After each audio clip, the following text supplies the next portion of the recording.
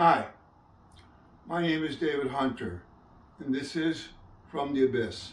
I'm going to hit on a topic today that's going to upset a lot of people, and I wish I wasn't the one who had to do it, but someone has to. Tough love. Before I go anywhere with this, I know families who have given everything to their child, and then more on top of it, and then more until they had nothing left, and then they had to let go. I understand that. That's love. But this tough love, well, he or she isn't obeying my rules. Oh, so fucking what? Yeah, set a curfew, have them come home at the right time, I get all that. Or, it's my house, it's my way. Wow. And you wonder why your kid's drinking? Or your daughter? Do you ever think that maybe you're the reason? That you're part of the cause? Wake up. All right? Something hurt your child. Nobody wakes up one day and says, I want to be a crack addict and sell my 15-year-old ass on the street. Nobody talks about the reality of this, so I'm going to. When you throw out Susie at 15, she's got one asset. Maybe two. One, she's young. I don't care if you want to hear this or not, you're going to. Two, if she's pretty, even if she's not, she can make money. And you know what's going to happen? If you gave her money for a bus ticket or she left town, right at that bus station, some chicken hawks are waiting right there for her. Oh, they got their claws all sharpened up. And they got their speech all prepared. Baby, I'm going to take care of you. We're going to put some money aside for you. I ain't going to let you spend it all. What he's going to do is get her to his place, his crib. He's going to shoot her up with dope and get her addicted right away, even if she hadn't done that. And then he's got her. He's got full control. And you're never going to see her again. Because she wasn't obeying your rules. Do you know what also happens? And this is the one that makes me the angriest because it touches home with me. A lot of the times, these kids, boys, girls, were molested by family members, uncles, cousins, mom's new boyfriend.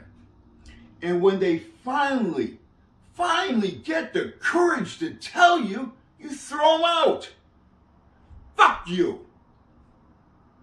If I had a mansion and could fit every one of those kids in, I would. Because I love them.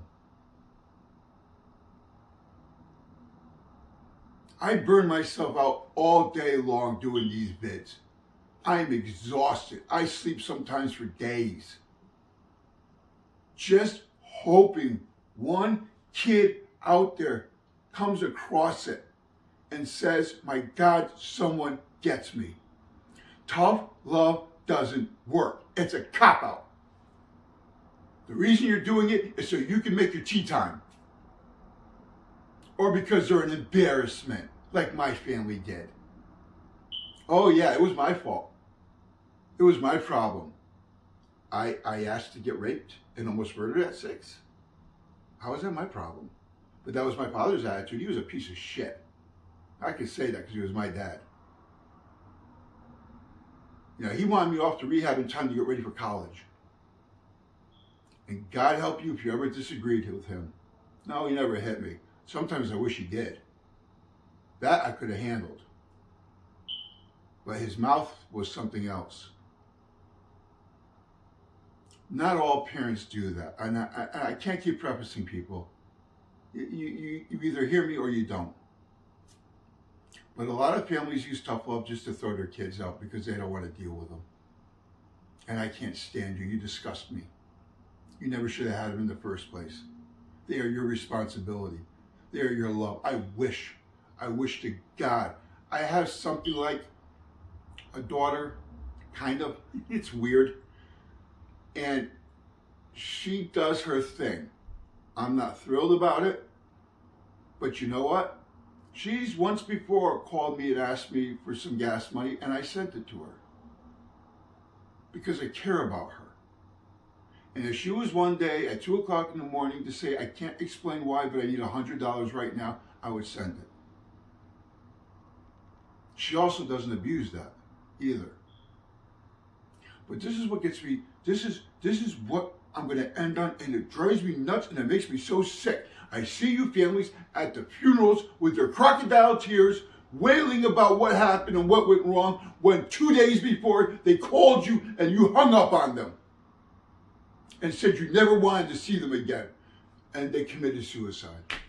Well, whose fault is that? It's not theirs, it's yours. Take some fucking responsibility for your children. Stop having everybody else do it for you. Stop having volunteers take care of them. Stop having shelters take care of them. Stop having the streets take care of them. Drive around, look for them, pick them up. If they don't like it, throw them in a bag. Bring them someplace. Bring them to the hospital.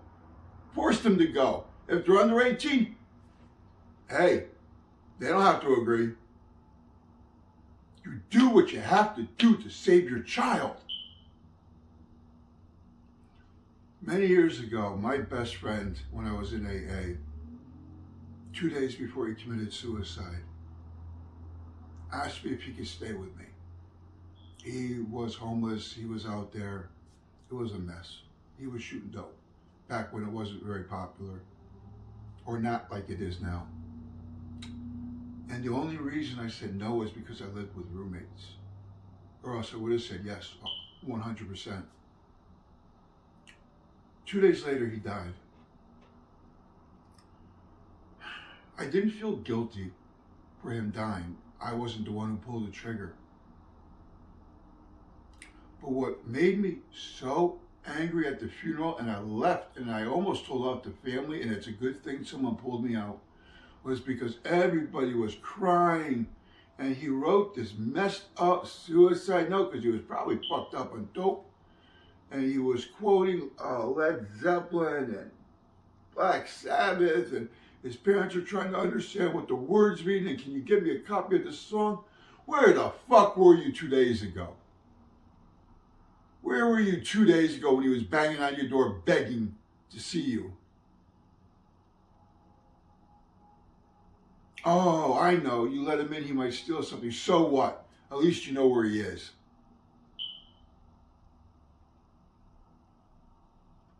So that's why I tell families, please, if any of you are listening to me, just one of you are listening to me, and you're on the fence, if he or she is home, at least they're kind of safe. Keep Narcan on you if they're doing dope or have fentanyl or whatever. And no, you can't monitor them 24/7, I know, but at least you can do a better job than the streets can. The streets will eat them up and spit them out. And if they get good at being on the streets, you will never see them again. The ones who get good at it are never seen again. Because then they start prying off everybody else who's coming right out there. And they lose their soul.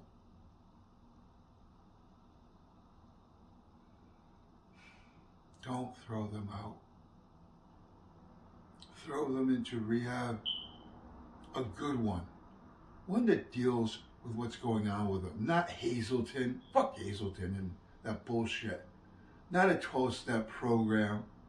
Get them into therapy. Good therapy. Get them detoxed in the hospital and make them go to therapy and drive them there every day and wait for them to fucking get out. Just don't ask questions on it. Let that be them. Let him or her have that. Will it work? Sometimes it will. That's all I can offer you. Folks, there is no answer to any of this. I know I say I have an answer. I have an answer for what I went through. I don't always have an answer for you. All I can do is advocate for your children and beg that you don't throw them out. And I understand if at the end you have nothing left Let me be there to cry with you when you do. Let me be there to hold you and say you did try everything. You gave it your best shot. Those families I will never, ever, ever talk down about. You are my heroes.